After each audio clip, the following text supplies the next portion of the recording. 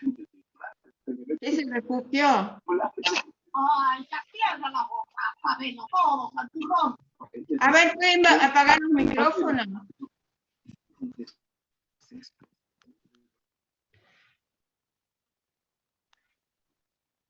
Bueno, estoy preguntando qué es el refugio. Ay, bueno, acabo de tirar una cosa.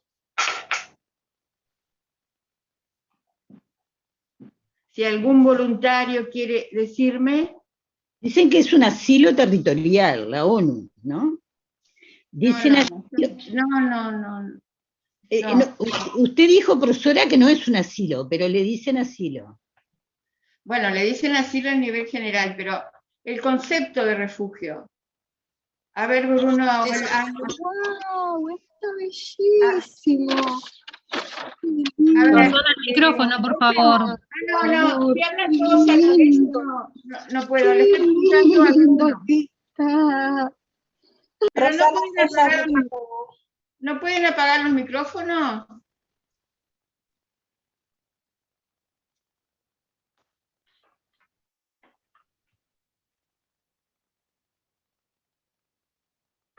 Quedaron 2 micrófonos abiertos.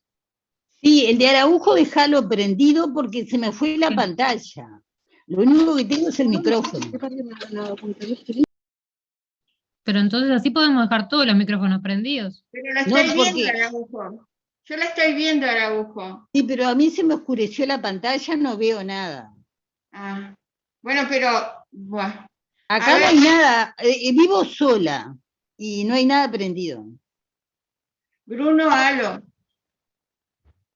Por favor. Buenas noches, doctora, ¿cómo le va? Buenas noches, ¿cómo está? Ahora sí nos escuchamos.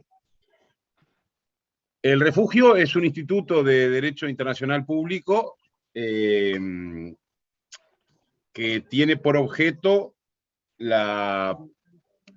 amparo de personas que por alguna razón en un determinado país corre riesgo su vida o su integridad física, o por alguna otra circunstancia que pide... ¿Por qué motivos, Bruno?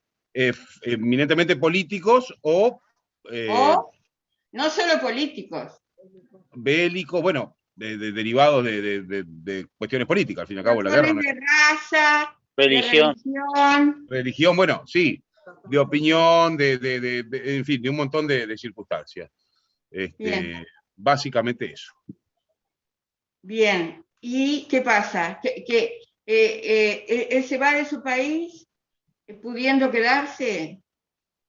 Evidentemente no, está siendo objeto de persecuciones tales que comprometen su integridad física o su vida. ¿Persecuciones tales o qué amenazas, más? Riesgo. Riesgo, vamos a hablar de riesgo, ¿verdad? Porque, ¿se acuerdan la definición más, más estricta, digamos, de la ACNUR y la definición posterior que han adoptado los países? En la Convención del 67 y en los tratados en particulares de los países, y en el régimen de la Organización de la Unidad Africana. No, pero de memoria sí, textualmente no, pero lo buscamos. A ver, Patricia.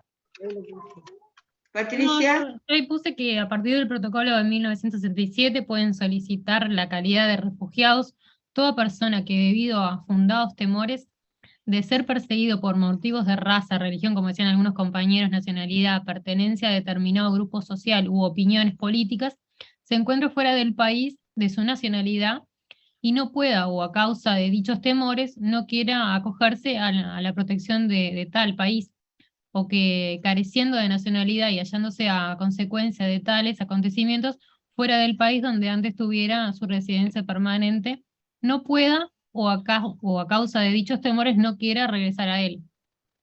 Bien, ¿cuál es la diferencia, Patricia, entre la definición de la ACNUR y la de la Convención del 67, el protocolo del 67 o la definición de Cartagena? Que vimos ayer. La de Cartagena. Que vimos ayer. que vimos la clase pasada.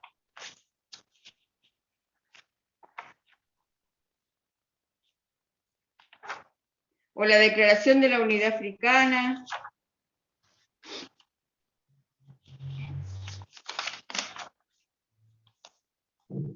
Profe, ¿le puedo hablar? ¿Quién es? Victoria. Sí, Victoria. No me sé de memoria todas las definiciones No de importa. refugio, pero tengo una idea de que la diferencia es ¿Cuál que fue la uno, variante, digamos? ¿Cuál los fue la motivos, variante? los motivos fundados, o sea que una hablaba de que tenía que haber motivos fundados y la otra Exacto, no. exacto, está muy bien. Y Y además, ACNUR dice para mujeres, niños y ancianos, ¿no? Por una crisis de desplazamiento. pero tiene que levantar la mano Araujo, porque si no es un caos. Ahí te A ver, Victoria. No, Victoria. profe, era eso, o sea que uno hablaba de que tenía que tener motivos fundados y el otro no hablaba de los motivos fundados, sino Perfecto. simplemente el temor Y, o y de esa bueno, razón. pero también hay un criterio más objetivo en la Organización de la Unidad Africana, ¿se acuerdan? Que dice, a causa de una agresión exterior, una ocupación o dominación extranjera, o de acontecimientos que perturben gravemente el orden público en una parte o la totalidad del país de origen o del país de su nacionalidad, se ve obligado a huir del país. Tienen derecho entonces las personas que son parte de esta convención, sean o no fundados sus temores de ser perseguidos. Digamos, y en la Declaración de Cartagena, ¿la tienen ahí? Patricia, ¿tú la tenías? Sí, la tengo acá. ¿Cuál A ver. artículo? ¿Eh? ¿Cuál artículo? No, fíjate en el concepto de refugiado. Ahora guardé.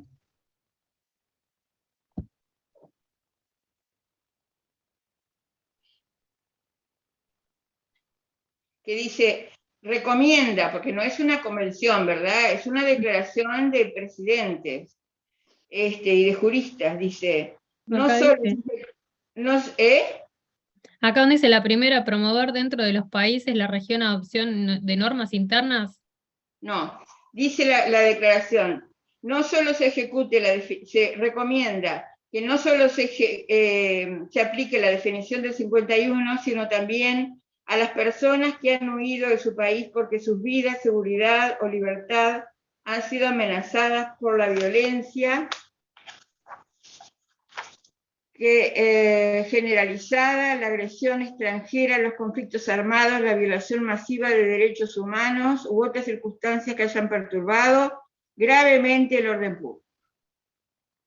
¿La encontraste, Patricia? No, no lo encuentro esa parte. Tengo la declaración de Cartagena acá conmigo, pero no encuentro esa parte. Bueno, Pero está, pero es en consonancia con la declaración de los africanos y además con las declaraciones que luego han empezado a... Yo veo nublado yo me veo nublado, no sé si es que yo estoy viendo mal. capaz que se le han empañado los lentes, profe. No están empañados. Capaz que son los lentes nuevos, profe. Los lentes nuevos que compré en la calle. No, Aldo, estamos preparando la previa para el cumpleaños de la profe. Que le vamos a cantar que lo cumpla feliz. Compré en la calle porque yo ya no compro lentes buenos porque siempre los pierdo o me siento arriba. Bueno, sigamos. Bueno, habíamos hablado de las diferencias, ¿se acuerdan? Bueno, del relacionamiento con los derechos humanos, con el derecho internacional humanitario, con los derechos del niño, con la Convención de Derechos del Niño, ¿verdad? Habíamos hablado cómo se ejecuta la protección y asistencia, cómo se complementa la protección y asistencia a los refugiados, también la asociación de ACNUR con otros organismos internacionales de carácter internacional, por ejemplo, ¿cuáles?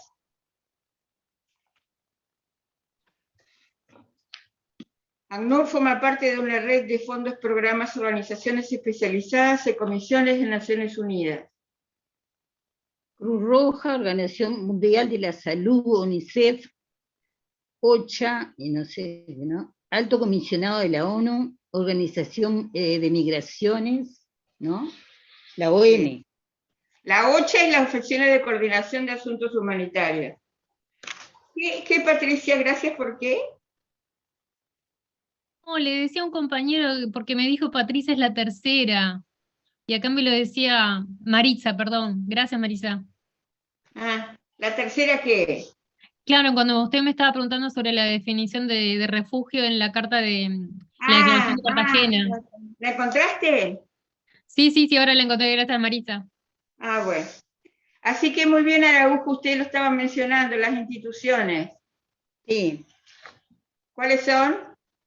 Cruz Roja, Organización Mundial de la Salud, UNICEF, NUDE, OCHA, Alto Comisionado de la ONU. NUDE no, PNUD. Sí, NUD, está bien. Organización de Migraciones y Organización de la Unidad Africana, ONU. Y ONU, ¿no?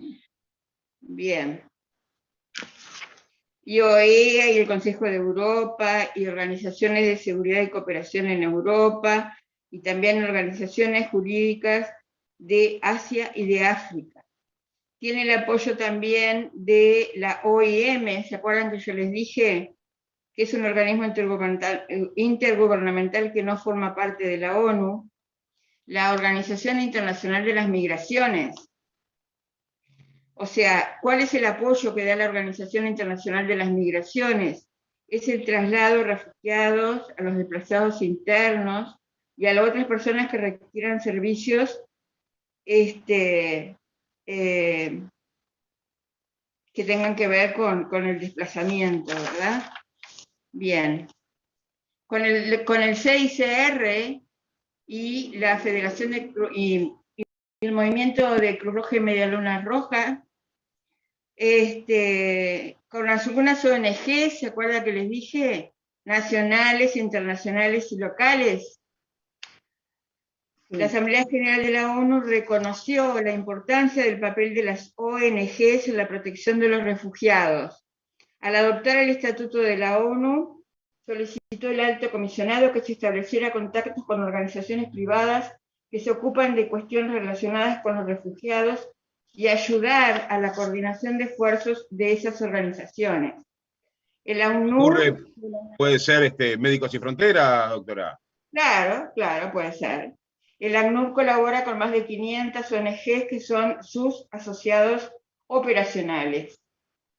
Otras organizaciones, que yo les dije, profesionales o confesionales privadas, ofrecen asesoramiento, servicios jurídicos a las sociedades de asilo, a los solicitantes de refugio, visitan los centros de detención, ayudan a los refugiados reinstalados,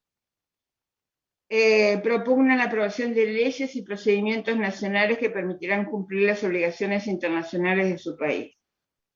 No tienen estas un mandato específico de proteger a los refugiados, estamos hablando de estas organizaciones profesionales. Sin embargo, muchas se fundan en una declaración de misión, por lo que se comprometen a dar protección, prestando así un servicio valioso y urgente que puede tener efectos muy reales y positivos en la protección de los refugiados. Bueno, reconocimiento a los refugiados. Uno de los aspectos de la soberanía de los estados es decidir si acepta o no a los extranjeros y en qué condiciones. Nosotros no vimos todavía nacionalidad y extranjería, que es un tema que va para el programa, que va en el programa, ¿no? Entonces habíamos dicho que ¿quién es nacional de un estado? Por ejemplo, en el Uruguay. Los que nacieron dentro del estado. ¿Y quién más? Los que tienen la nacionalidad adquirida. Los hijos de padres o nietos de uruguayos. Hijos de padres o madres uruguayas. En el extranjero. ¿Verdad? Y nietos de uruguayo con la modificación de la ley, porque cambió que también los abuelos pueden transmitirla. Bien. Eso, No hay una especificación en la Constitución, ¿no? De lo que es la No, nacionalidad uruguaya. fue una modificación a un artículo de la Constitución, no recuerdo si era el 80, no recuerdo bien ahora, o el 77, no tengo bien en cuenta, porque la ley de nacionales uruguayos era en principio de padres a hijos, 16.021 era la ley, y luego la modificaron. Pues la Constitución habla de ciudadanía. De ciudadanía. Bueno, la Constitución lo que hace es confundir nacionalidad y ciudadanía. Muchas veces la Constitución habla dice, son ciudadanos uruguayos, y en realidad tenía que decir son nacionales uruguayos. ¿Por qué digo yo? Porque la ciudadanía, ¿qué es? ¿Es un vínculo de qué tipo? ¿De qué tipo? Del individuo con el Estado. Y político, fundamentalmente. Político, O legal, directamente. Político en el sentido de que, Bruno.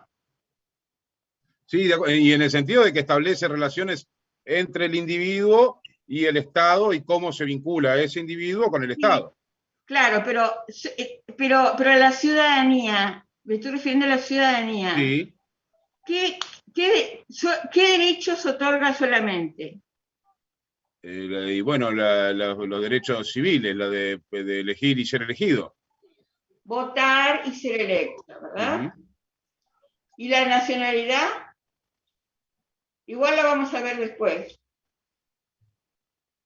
Es una cuestión más de sentimiento el tema bueno, de la eso en un sentido sociológico, pero digo en un sentido jurídico. ¿Qué es la nacionalidad? ¿Alguno sabe? Haber nacido en ese país, ¿no? No. Bueno, haber nacido depende del criterio que se adopte. Nosotros tenemos combinado el criterio de ius soli, que es el nacer en un país, y ser hijo de, ¿verdad? Ahí está. Ius sanguinis. Ese se llama ius sanguinis, ¿verdad? Ahí está, sí. Está mezclado. Yo tengo 2 nietas que nacieron en Argentina, y justamente cuando nació mi primera nieta en Argentina, una de las cosas que yo dije, que ella podía llegar a ser presidenta de la República porque es hija de uruguayo y tiene ciudadanía natural. ¿Nacionalidad? Ciudadanía natural. Es una ciudadana natural por ser hijo de uruguayo. Es nacional uruguaya, no es Claro. ciudadanía. Sí. Nacionalidad originaria. Claro. Ahí está. Por eso la Constitución confunde, muchas veces dice ciudadanía en lugar de nacionalidad. Tengan ojo con eso. Sí, de hecho en el artículo 1 dice que la República Oriental de Uruguay es la asociación política de los habitantes. Ahí también agrega otra cosa más. Entonces es como... Otro concepto. Claro, es un montón de conceptos que están ahí en danza. Bueno, pero ¿sabes lo que pasa? Ahora te doy la palabra, Victoria. ¿Sabes lo que pasa, Bruno? Que en realidad, bajo la potestad del Estado, está los ciudadanos, las personas, ya me estaba equivocando, las personas que están bajo su soberanía, ¿verdad? Entonces ahí, cuando habla de habitantes, está bien, Bruno, porque los que habitan en su territorio están bajo la jurisdicción del Estado. Entonces, ahí estaba definiendo el Estado uruguayo, ¿verdad, Bruno? Correcto. Ahí está. Después nosotros vamos a ver qué es la nacionalidad, la ciudadanía, la extranjería y todo eso en otra clase. No, bueno. Pero hay una objeción de no sé qué organismo internacional acerca de los pasaportes que se piden en Uruguay, que hablan de ciudadanía y no de nacionalidad. No hable de pasaportes. No hablo de pasaportes. Bueno, sigamos. A ver, ¿qué iba a decir de los pasaportes? Perdón. Hay una organización internacional, que debe ser esta de las migraciones, que objeta que en el pasaporte uruguayo habla de ciudadanía y no de nacionalidad, como habla en todo el resto de los pasaportes del mundo. Claro, porque siguen el error. Claro. Porque siguen el error. Bien. Marta acá dice que es hija de uruguayos. A ver, Victoria, que querías hablar. Profe, no, en realidad quería comentar que la nacionalidad tiene que ver con el derecho al sentir de pertenencia que tiene la persona al Estado, y una diferencia que hay entre ciudadanía y nacionalidad está en el artículo 81 de la Constitución, que la ¿Cuál es? nacionalidad no se pierde por Por irse a otro país, naturalizarse, por irse a otro país, pero la por ciudadanía, naturalizarse en otro estado. eso mismo, lo quise decir con mis palabras. Sí. Como otros países sí se pierde. ¿No? En Brasil Claro, creo que se pierde. no sé, capaz que sí. La ciudadanía sí se pierde, pero la nacionalidad no. No, pero para nosotros, pero para otros países sí se pierde. Claro, Se puede no sé. Italia perder. se pierde. ¿Eh? En Italia se pierde. Claro, Un depende, italiano, depende de lo que disponga el país, ¿verdad? claro. La Constitución. Bueno. Bueno, entonces uno de los aspectos de la soberanía de los estados es decidir si acepta o no extranjeros y en qué condiciones. La excepción a esta regla es que los estados no pueden, por expulsión o devolución, ¿se acuerda que lo hablamos?, poner en modo alguno a un refugiado en las fronteras del territorio donde su vida o su libertad peligra por causa de raza, religión, nacionalidad, pertenencia a un grupo social o de sus opiniones políticas. ¿Qué principio cómo se llamaba? De no devolución. De no devolución. De no devolución, muy bien. Muy bien, ¿quién fue que habló? Félix. No hablo ¿Quién? nunca, pero estoy... Félix, no hablo nunca, pero estoy atento. Muy bien. Bueno, sigo. Esta regla de no devolución se acepta aunque el refugiado entre ilegalmente al país. Un refugiado que constituye un peligro para la seguridad del país o de la comunidad no puede reivindicar tal protección. Yo le voy a decir ahora después quiénes son los que pueden ser rechazados en el país al cual piden refugio. No pueden renunciar, no pueden reivindicar los derechos de refugiado quienes cabe sospechar por motivos fundados, acá sí, que han cometido crimen de guerra o crimen grave de derecho común. ¿Está claro? Sí. Después lo vamos a ver en la ley nuestra también la misma. Bien. ¿Qué diferencia habíamos dicho entre el migrante y el refugiado?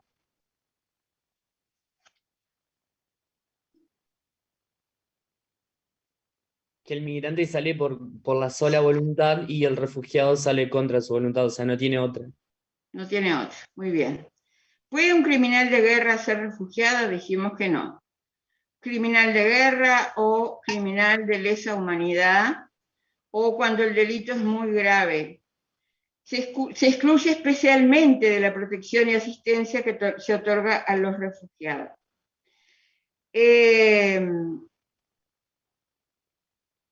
Es en el ACNUR, o sea, el Alto Comisionado de las Naciones. Sí, Romero. Ahora, que eso que dijiste de los delitos, para hacer como una comparación con el asilo. Cuando, por ejemplo, un refugiado tiene un proceso, por ejemplo, en el país de origen, o está cursando, o no sé, tipo, o hay una sentencia de ejecución contra él, ponerle de condena, tampoco puede pedir refugio, ¿no? Tampoco. El que tiene, se lo extradita. Si está requerido, el Estado tiene la obligación de extraditarlo. Claro. Bien. El ACNUR no es un órgano judicial y se dificulta mucho el tema de la identificación, lo que yo les decía el otro día. Cuando si es criminal de guerra o es criminal de lesa humanidad, ¿verdad?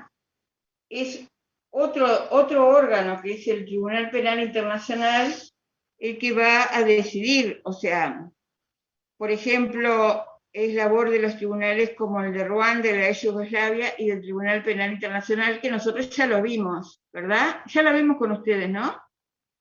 Sí, lo vimos. El ACNUR debe tener el discernimiento suficiente, debido a la confidencialidad de los procedimientos, para ver realmente, para poder discernir si hay algún criminal de guerra, ¿verdad? Y comunicar a las autoridades competentes e instituciones pertinentes de las Naciones Unidas cualquier información que reciba al respecto, apoyando la labor de los tribunales que persiguen a este tipo de gente, ¿verdad? ¿Cuáles son los derechos y obligaciones de los refugiados? Que tienen que someterse a la ley del país.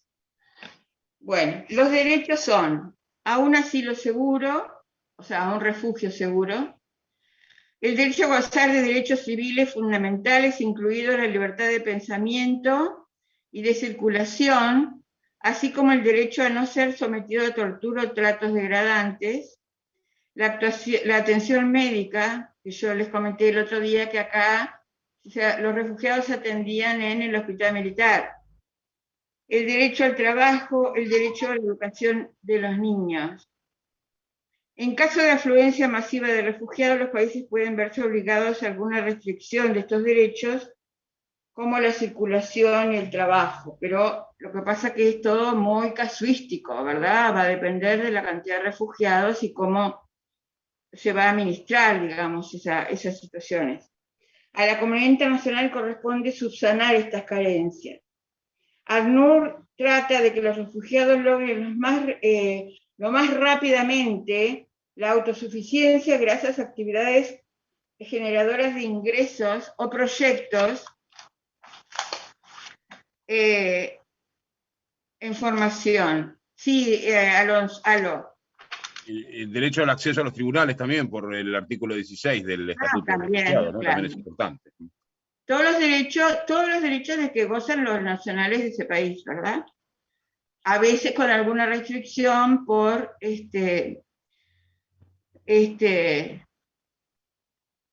yo conozco un caso de que cuando vinieron los primeros sirios, él andaba buscando un apartamento para alquilar con la garantía del Estado, porque el Estado le brindaba la garantía en esos primeros meses, y no, cuando sabían que venía de Guantánamo, los propietarios no le alquilaban.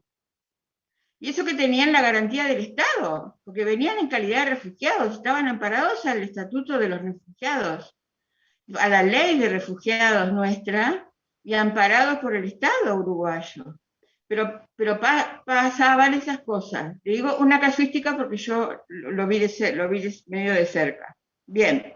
Profesora, lo que se atendían en el hospital militar eran los sirios, porque ahora todos los inmigrantes... eran los sirios y los sirios que vinieron de Guantánamo también. Ahí está, eso, los que vinieron de Guantánamo, porque todos los inmigrantes se atienden en ACE. Ah, no, pero yo estoy hablando de los refugiados esos.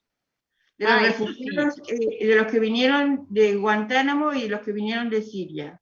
Ah, está. Bien. Profesora, ¿y por qué en el hospital militar y no en salud pública?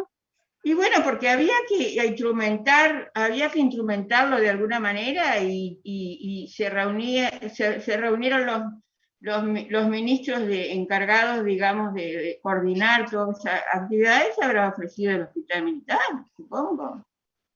Y para ejercer cierto control, porque decían que eran terroristas.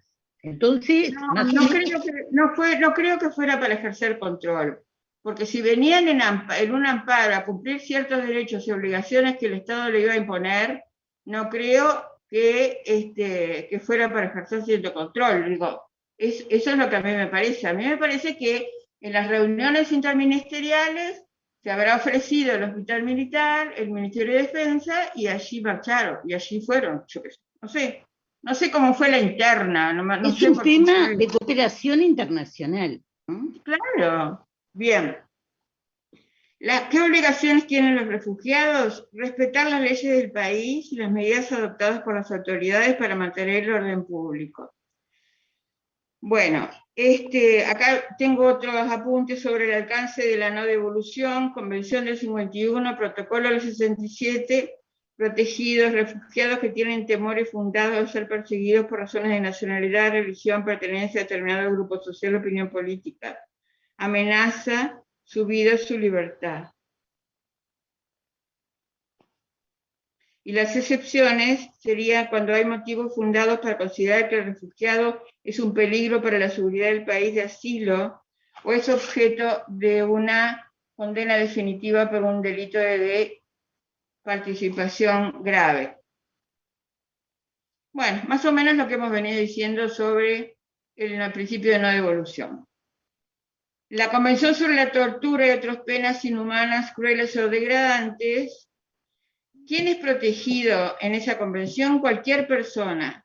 ¿Contra qué? Cuando hay motivos fundados para que la persona está en peligro de ser sometida a tortura. Vieron que cada convención va especificando sobre el tema que trata. Acá la Convención sobre la Tortura va a enfatizar sobre que nadie vaya a ser sometido a tortura. Ahora,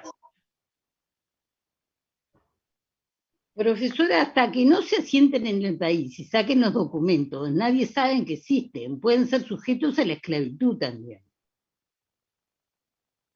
Bueno, lo que pasa es que todo va a depender de que la persona que entra ponga en movimiento los mecanismos institucionales para ampararse al refugio.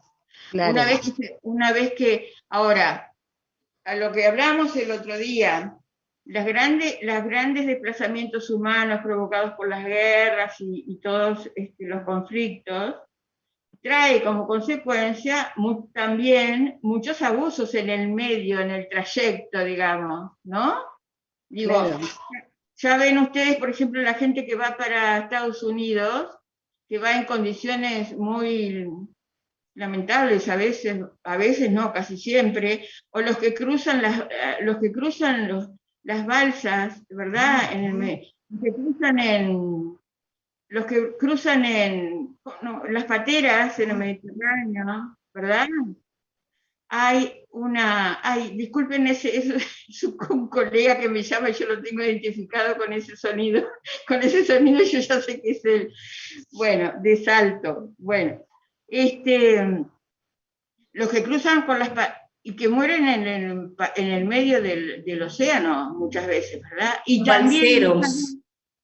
también, sí, y también muchas veces los que son, digamos, caen en las manos de las tratas de personas, ¿verdad? De la venta de personas, de la trata de personas y cuánta cosa más que uno no se imagina y se imagina, lamentablemente, ¿verdad? Siempre están los no me sale la palabra, los oportunistas, inescrupulosos que negocian con la necesidad de la gente. Bien. Se le llama coyotes, profesora.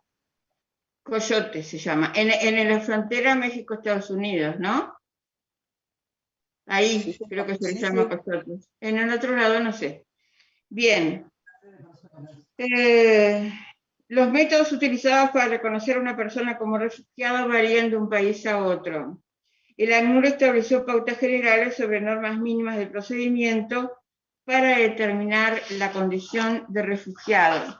El ACNUR actúa a veces como asesor y puede formular observaciones, a veces forma parte de un órgano encargado de examinar los recursos de apelación de un refugiado, y a veces tiene mecanismos especiales instalados en los aeropuertos o para procedimientos de expulsión, porque vamos a ver también que el que no es admitido es expulsado. ¿Qué ocurre con las personas que no merecen protección? Si existen motivos fundados que han cometido un delito contra la paz, un crimen de guerra, un crimen contra la humanidad, un grave delito común fuera del país antes de ser admitido en él como refugiado, o cuando sea hecho culpable de actos contra contra los principios de las Naciones Unidas. Contra las finalidades y los principios de las Naciones Unidas. Repito, ¿quiénes no merecen protección? Eso, que usted acaba de decir. Sí, pero lo voy a repetir. Cuando existen motivos fundados que ha cometido un delito contra la paz, un crimen de guerra, un crimen de lesa humanidad, un grave delito común fuera del país antes de ser admitido en él como refugiado, o si se ha hecho culpable de actos contra las finalidades y los principios de las Naciones Unidas. ¿Los estados pueden imponer sus propios criterios? El Estado es libre de adoptar criterios más generosos de los estipulados en la Convención del 51. Por ejemplo, pueden adoptar la definición de la Organización de la Unidad Africana y de la Declaración de Cartagena, que mencionamos hoy. Un país puede conceder el asilo en ejercicio de su soberanía, pero no se puede imponer criterios más restrictivos que los instrumentos mencionados, y negarse, por ejemplo, a reconocer a refugiados discapacitados o refugiados de un determinado país. O sea, eso no lo puede hacer. Profesora, en la Constitución, en el artículo 37, dice que el Estado puede no acoger a personas que tengan defectos físicos o mentales. Artículo 37 de la Constitución. Contra eso, como eso va contra los derechos humanos, como que ese artículo no se aplica. Ay, no me acordaba de ese artículo horroroso. Sí, perdón, yo me acordaba también, pero no me acuerdo el número. A ver, 37. A ver, léalo, Araujo. Sí, acá vino a aprender. Vino Ramiro a aprender. Es libre la entrada.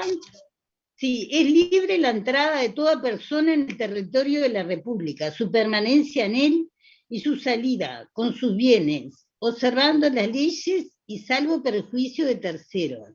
Y en el segundo dice, el segundo inciso, la inmigración debe ser reglamentada por la ley, pero en ningún caso el inmigrante adolecerá de defectos físicos, mentales o morales que puedan perjudicar a la sociedad. Dos cosas, habla de inmigrantes y después habla de los defectos que puedan perjudicar a la sociedad. Sí, no es feliz el artículo. Adolecerá de efectos físicos, no adolecerá de efectos físicos o mentales. No se me ocurre cuál es un defecto físico que pueda perjudicar a la sociedad, pero... No, yo creo que lo de perjudicar a la sociedad es lo último, pero lo primero es horroroso. Lo primero, yo creo que es para que la sociedad no se tenga que hacer cargo de esas personas, ¿no? Porque una vez... Podemos hablar las dos a la vez, Araujo. A ver, hable lo que tenga que hablar. Sí, no, y yo la otra vez se habían hecho que casas de salud traían ancianos japoneses acá, ¿no? Y las familias le pagaban a las casas de salud. Y el Estado dijo que no, porque si las familias dejaban de pagar, ellos no podrían devolver los ancianos a Japón. Y el Estado se iba a tener que hacer cargo de esas personas, y no estaba en condiciones de poder hacerlo. Ay, pero eso es espantoso. Yo nunca había oído eso. Yo sí. Bueno, esa Profesora, parte esa parte del artículo, sí. Mire, yo soy la primera generación en Uruguay, dado que toda mi familia son búlgaros. Mi hermana está tramitando la ciudadanía búlgara. ¿Quién está hablando? Mi hermana, y mi otra hermana también. ¿Quién está hablando? Gabriela Iliev. Ah, Gabriela, sí, a ver. Y sabe que Bulgaria también pide un certificado de salud para poder terminar los trámites para obtener la ciudadanía.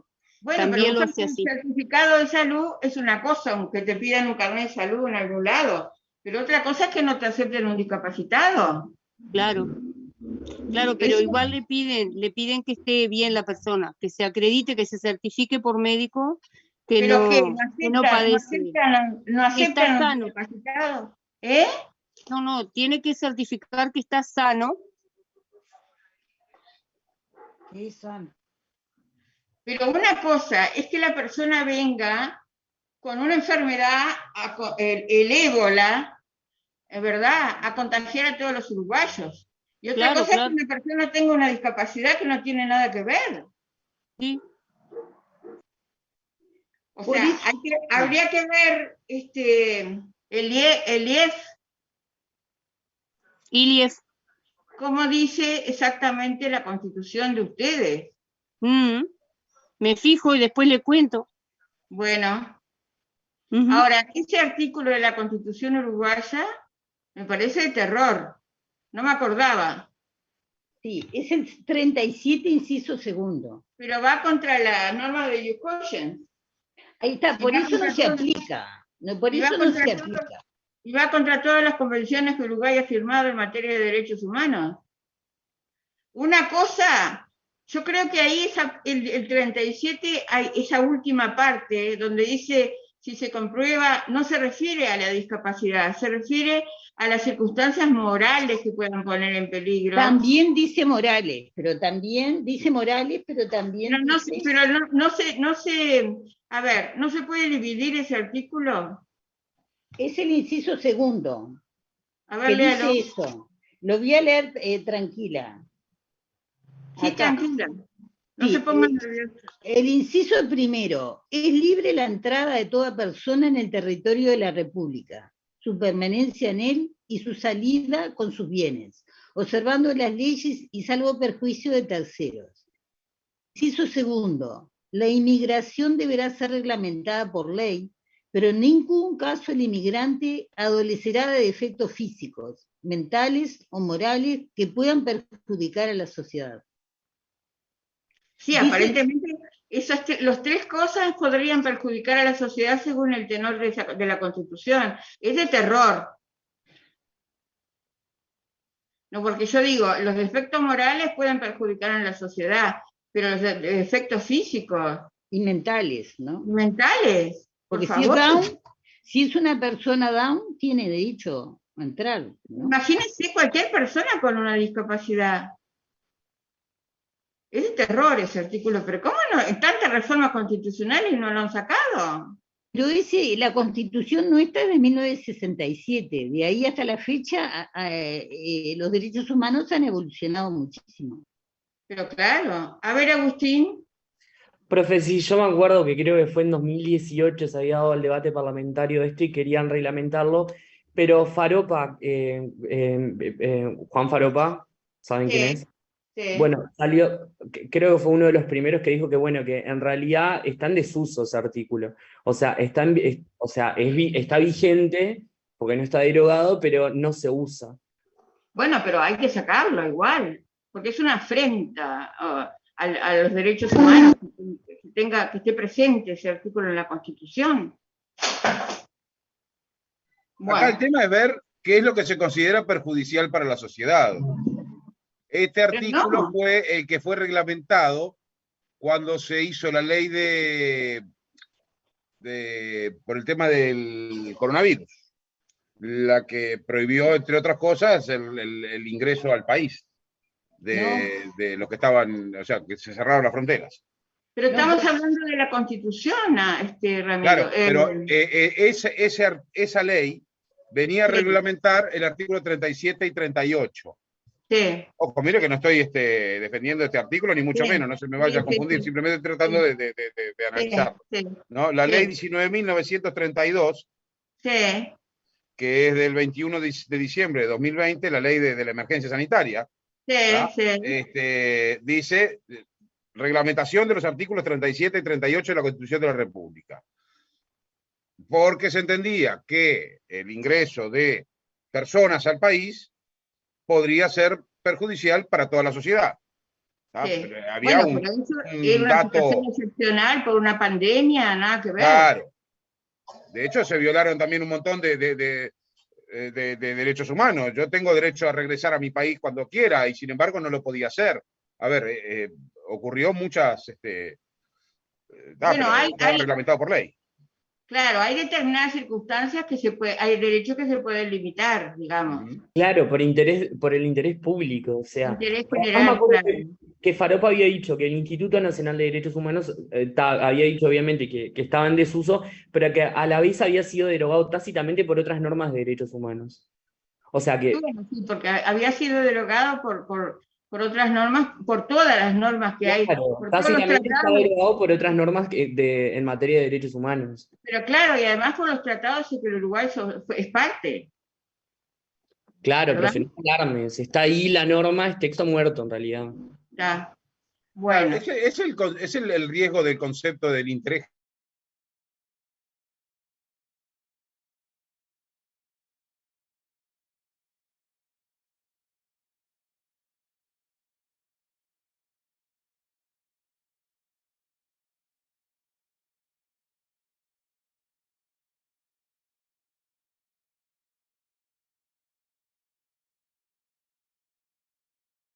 para allá.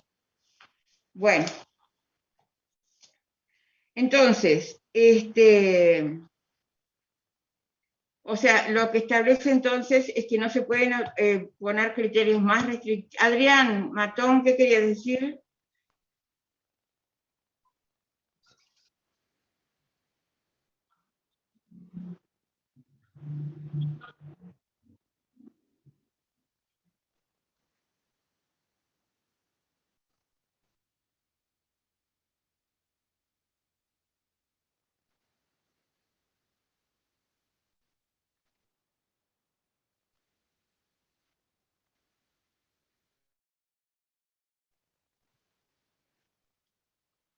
Aplicar la acción de inconstitucionalidad, dice usted.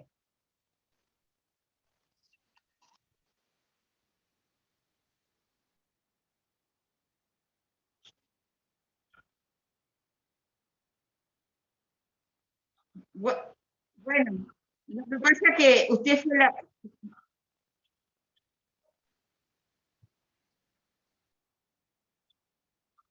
Bueno, sí, también, pero para mí no tenía que existir, no tendría que existir, y yo creo que sí, y acá entramos en la discusión entre la primacía del derecho interno y el derecho internacional, y aparte al ser un derecho humano, según Jiménez de la Chaga, se aplica self-executing, o sea, autoejecutable, se aplica directamente dentro del Estado, ni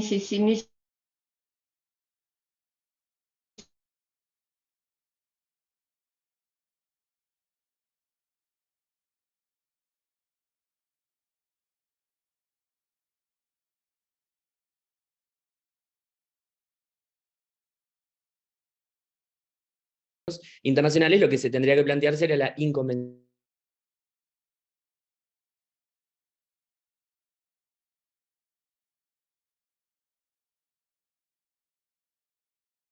Y después, si el Estado no hace nada, se va a la órbita internacional para plantear que Uruguay está incumpliendo un convenio. O muchos convenios. Bien. Hace 55 años que no se reforma la Constitución, ¿no? Entonces es eso el problema. Lo mismo la jerarquía de los tratados de integración. No puede ser que, o sea, y la jerarquía de los tratados de derechos humanos. O sea, se ha modificado la Constitución, han habido propuestas, pero nunca se va.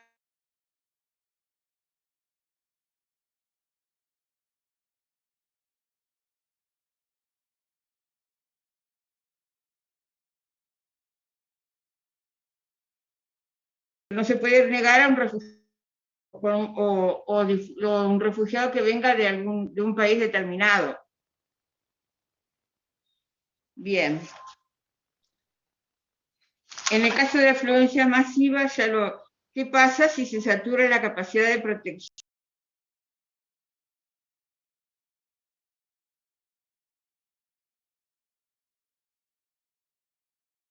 En un tema anterior, que estábamos hablando que también la Constitución, si bien establece que cualquier habitante dentro de la República se puede desplazar libremente por todo el territorio nacional, por ejemplo, yo me puedo desplazar libremente, pero por ejemplo, yo si voy en la ruta y no pago un peaje, no puedo seguir mi viaje. O sea, no tan libremente no me puedo desplazar. Si vas Bueno, en vamos en auto, auto y caminar. si vas a pie no pasa nada. Sí, por supuesto. Claro, lo que pasa es que hay directivas, normativas interiores del Estado soberano que impone leyes, decretos, reglamentos y todo para la coexistencia de los ciudadanos, de los nacionales del Estado o de los habitantes del Estado. Bien. ¿Qué pasa si se satura la capacidad de protección y asistencia del país de asilo?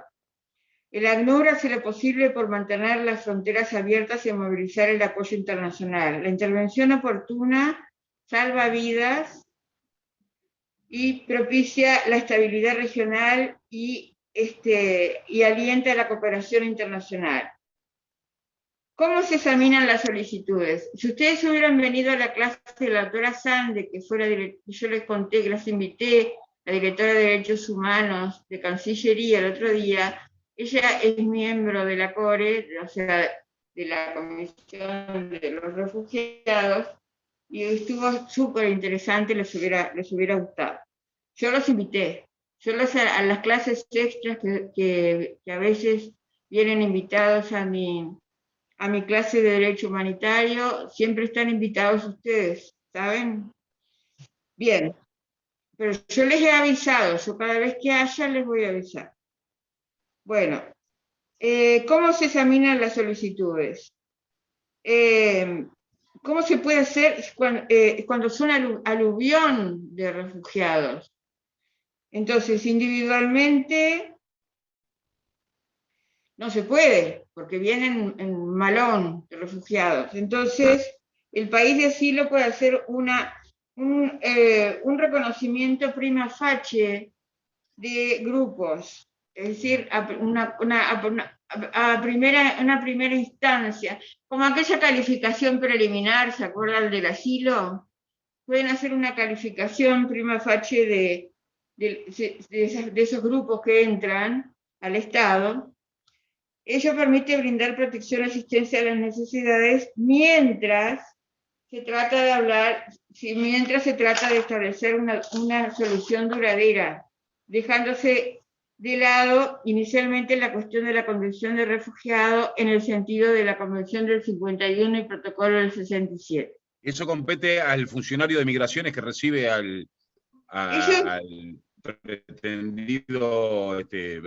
Claro, en la frontera, el funcionario de migraciones inmediatamente tiene que comunicarse con la CORE, con la Comisión de Refugiados, para decir que hay una persona en tales y tales circunstancias, o varias personas, o muchas personas, y ahí, ahora yo después les voy a explicar bien el procedimiento. Y ahí empieza, digamos, todo el mecanismo institucional. Una persona que pide, esa persona, sea a las 3 de la mañana, siempre un miembro de la CORE está de guardia y se comunican con ellos a la hora que el hombre o la mujer pida refugio. Saben que en los convenios europeos se habla de, me llamó la atención los convenios europeos que hablan de reparto de la carga. Cuando hablan de los refugiados, hablan de cómo se reparte la carga. Me pareció raro, no sé si es una cuestión de traducción o de mala traducción, o qué, pero bueno. En realidad tendría que haber una solidaridad en el reparto de esa carga, ¿verdad? Eso fue en Europa, ¿no? Eso fue en Europa, sí. En Europa. Pero la protección no debe depender de que previamente se adopten disposiciones y acuerdos en materia de reparto de la carga, en particular, porque el respeto de los derechos humanos fundamentales y los principios humanitarios es obligación de todos los miembros de la comunidad internacional. Dirigirse a las personas en busca de asilo en el Estado donde buscaban refugio. Y si el Estado no puede admitirlo durante un tiempo prolongado, al menos debe admitirlo temporalmente en todos los casos y prestar la protección de conformidad con lo establecido por el Comité Ejecutivo de la ACNUR.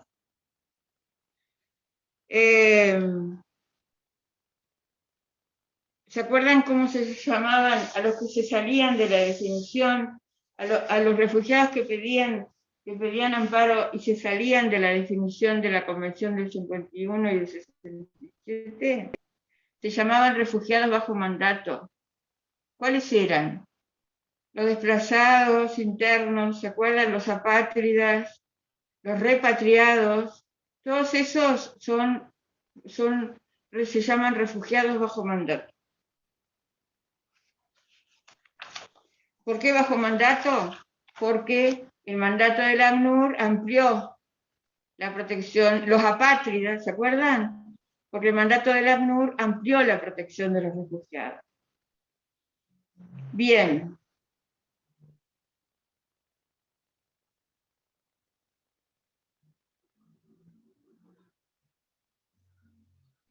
Profesora, los apátridas, los gitanos, ¿son considerados apátridas? Los gitanos son pueblos nómades, ¿no? Que tienen su origen, yo no sé el origen, sinceramente, su primer origen, pero sé que son... tenemos que ir hasta la India, seguramente, ¿eh? Seguramente. Y después vienen más para arriba, para Europa continental. Claro, pero se han caracterizado justamente por el estilo de vida, ¿verdad? Y yo creo que se van, además, en cuanto a las nacionalidades, yo creo que no son apátridas, porque digo, me parece que los grupos, si bien andan nómades, tienen su nacionalidad de origen, por lo menos. No sé si adquirida en algún país, pero bueno, yo tuve en Tacuarembó, había muchos gitanos cuando yo iba a la escuela, y iban a la escuela, hicieron su vida allá en la ciudad, se adaptaron, digamos, a otro tipo de vida, no siguieron nómades, pero en general la gente, los gitanos van andan por todos lados, pero pienso que en definitiva no son carentes de una nacionalidad originaria que todos deben tener, sino que no sé, estoy pensando en voz alta, no sé si alguno tiene alguna otra información. Porque como se trasladan en familia, unos nacen en un lado y otros nacen en otro. Depende de dónde están. Si en ese estado es el ius soli, el gitano será, si nace en Uruguay, será uruguayo. Ahí está, pero en una familia sentados en una mesa hay 10 y todos son de distinta nacionalidad. Y bueno, puede ser, sí, cómo no. Sentados en una mesa también pueden ser no gitanos y personas que pueden haber, de repente hay una familia que una persona tiene dos nacionalidades, el otro tiene una pero perdió la otra porque en el país que adoptó perdía la de origen. O sea, también puede darse en personas que no son gitanos, ¿verdad? Claro. No es tan fácil, digo, no es tan común, digamos, pero no es tan, no es, ¿cómo decir? No es un imposible tampoco. Bien.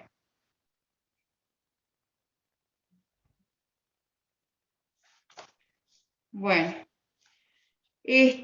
Vamos a pasar a la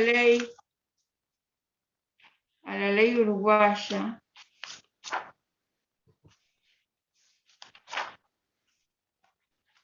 A ver si ustedes la tienen por ahí. La ley 18.076. ¿Cómo, profesora? Marisa, estás callada, Marisa.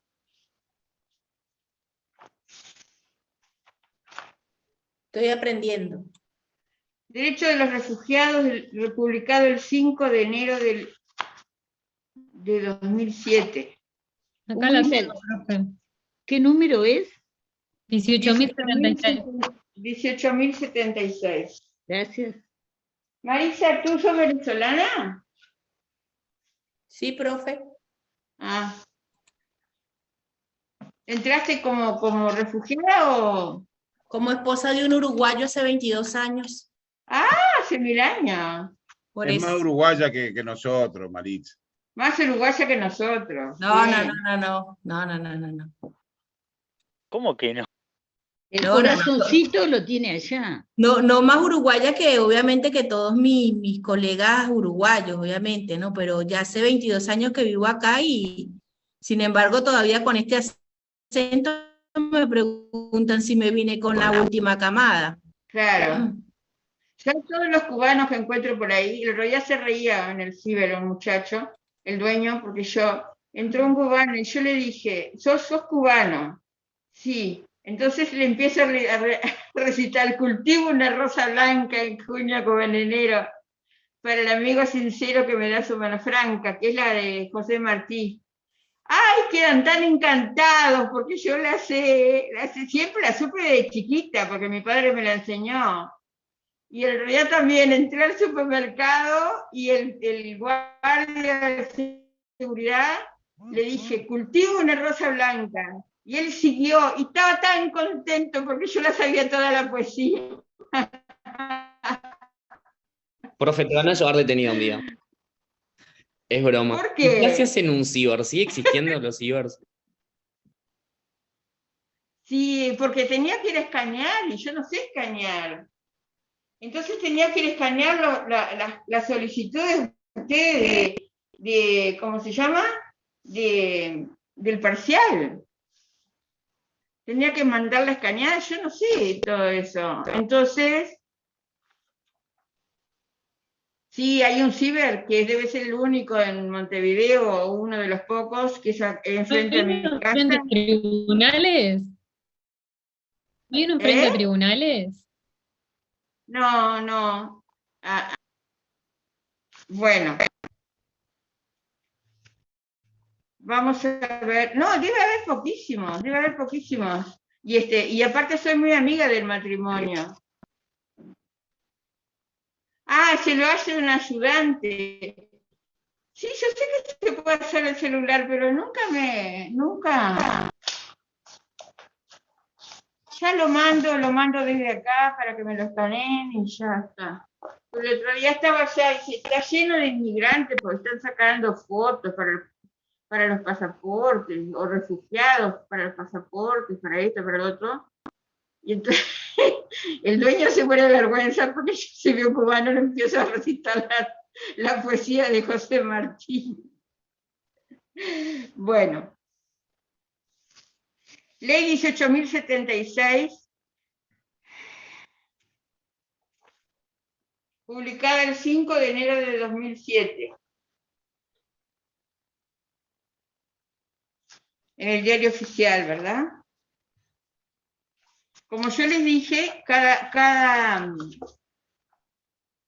ley, cada país tiene su ley sobre refugio. Repetimos, no puedes ampliar, digamos, los beneficios, pero no puedes restringirlos. ¿Se acuerdan?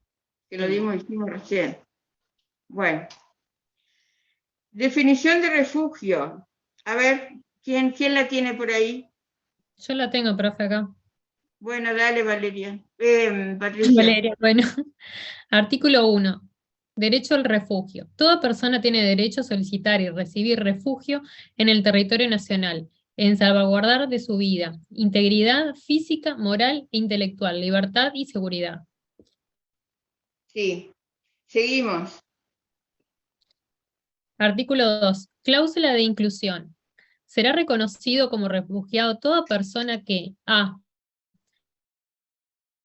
Debido a fundados temores de ser perseguido por motivos de pertenencia social, género, raza, religión, nacionalidad u opiniones políticas, se encuentre fuera del país de su nacionalidad y no pueda, o a causa de dichos temores, no quiera acogerse a la protección de tal país, o que, careciendo de nacionalidad y hallándose en consecuencia de tales acontecimientos fuera del país donde antes tuviera su residencia habitual, no pueda o a causa de dichos temores no quiera regresar a él.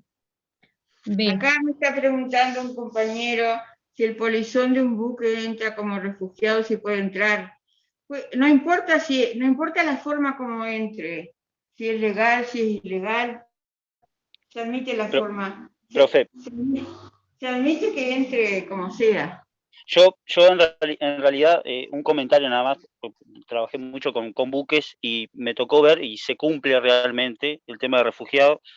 En realidad, yo estaba en el puerto de Nueva Palmira Sí. y subieron, creo que eran, no sé si en Kenia, no me acuerdo dónde era, un país ¿Quién, que, bueno, ¿Quién está hablando? Félix ¿Félix cuánto? Ravirú. Ah, bueno, dale, Félix.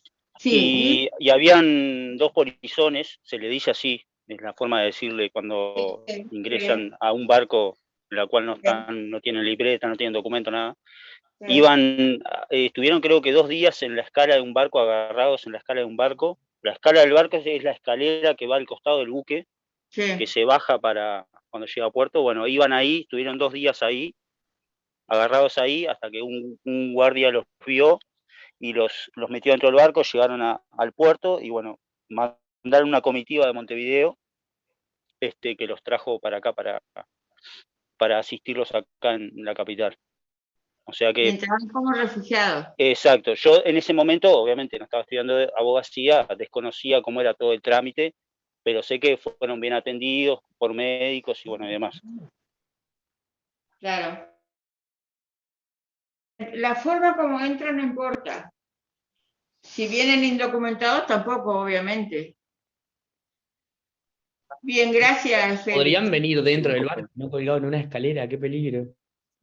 Claro, en realidad es muy usual que esas personas que escapan al pasar un barco, que atracan un puerto, ya sea en esos lugares en los cuales hay mucha pobreza y demás, se han encontrado en las escalas, o sea, pasando frío y demás, porque el barco viene navegando en mar abierto.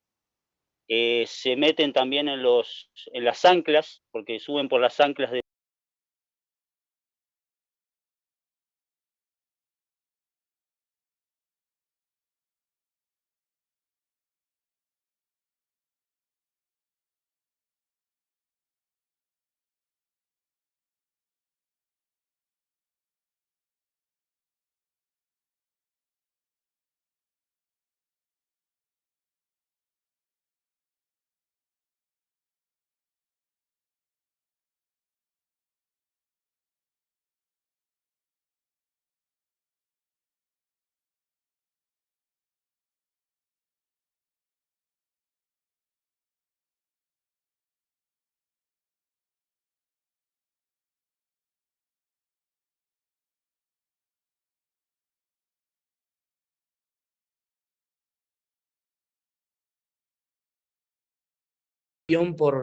por el tren de aterrizaje y está buena, si la buscan pueden mirarla, trata de todo eso.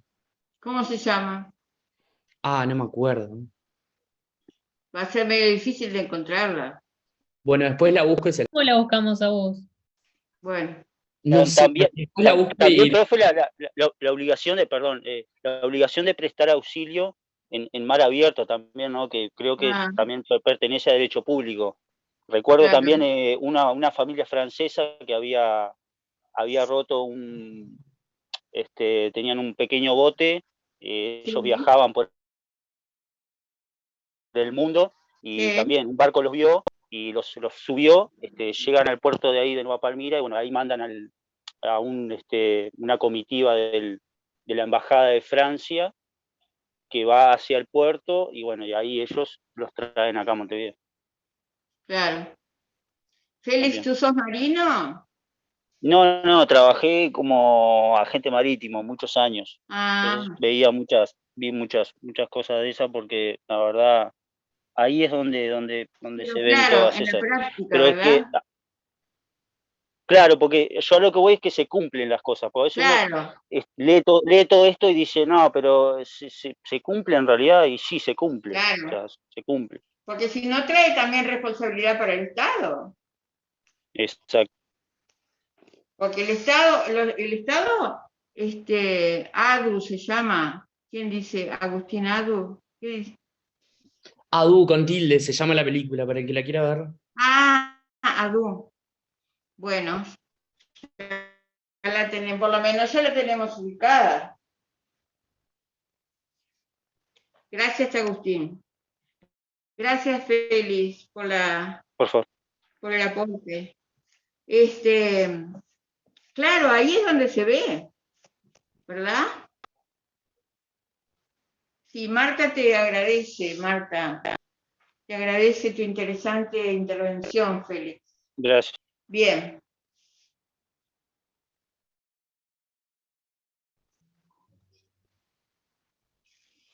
Estoy acá. Voy con el punto B. Viste el A, ¿verdad? Sí, ahora tenía que llegar al B. Bueno, ¿y el A a qué se atiene, digamos? Los temas de persecución, ya sea por problemas étnicos, sociales, de género, de raza. Y a fundados temores. Claro. ¿Y eso a qué te hace acordar? ¿Al asilo? No, adentro del refugio. ¿Quién era que hablaba de fundados temores? ¿Qué convención? De Ginebra. La Convención de Ginebra del 51 y el Protocolo del 67. ¿Verdad? Porque en el B vamos a ver otra cosa. A ver, lee el B, Patricia. Ha huido del país de su nacionalidad o, careciendo de nacionalidad, ha huido del país de residencia porque su vida, seguridad o libertad resulten amenazadas por la violencia generalizada, la agresión y ocupación extranjera, el terrorismo, los conflictos internos, la violación masiva de los derechos humanos o cualquier otra circunstancia que haya perturbado gravemente el orden público. ¿A qué se afilia nuestra ley nacional? ¿A qué concepto se afilia? A ver, algún compañero. ¿A qué concepto se afilia? ¿El sentido estricto o el sentido más amplio? Guillermo, que estás callado. Estoy callado, profe, porque esta vez no pude repasar y la verdad estoy un poco perdido y estoy queriendo escuchar para sacar apuntes. Ah, bueno. Perdón.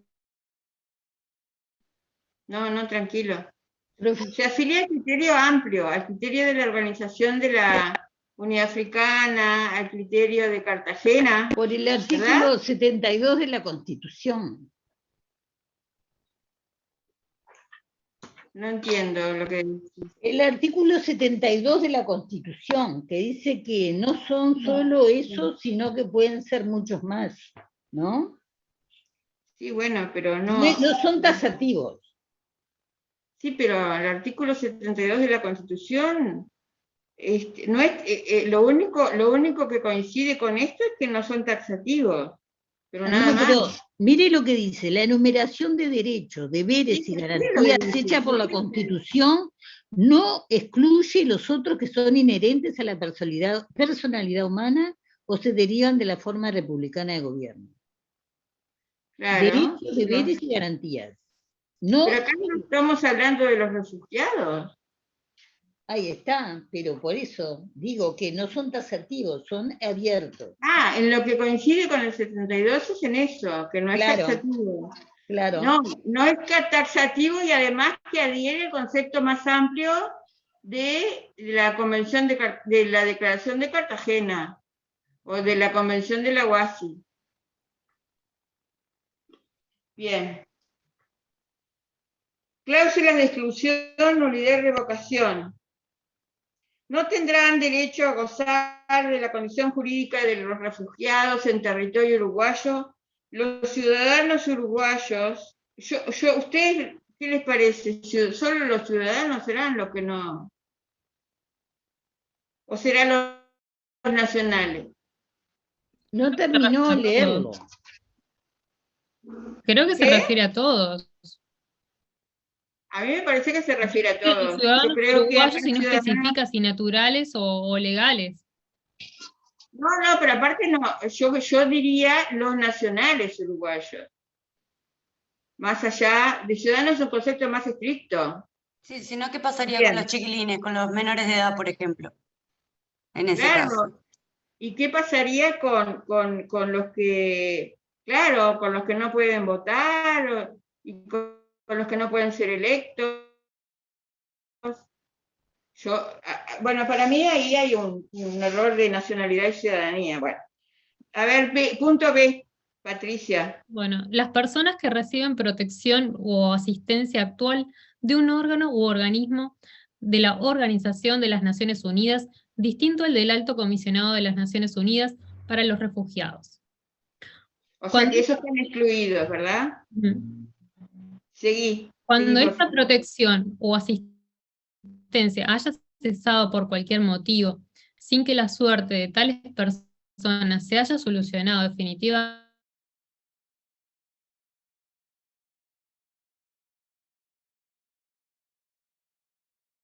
establecido en el artículo 2 de la presente ley.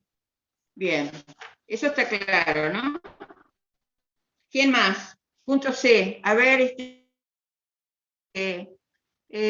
Matón. Matón, ¿tenés ahí el artículo? A ver, Bruno. ¿Tiene el artículo?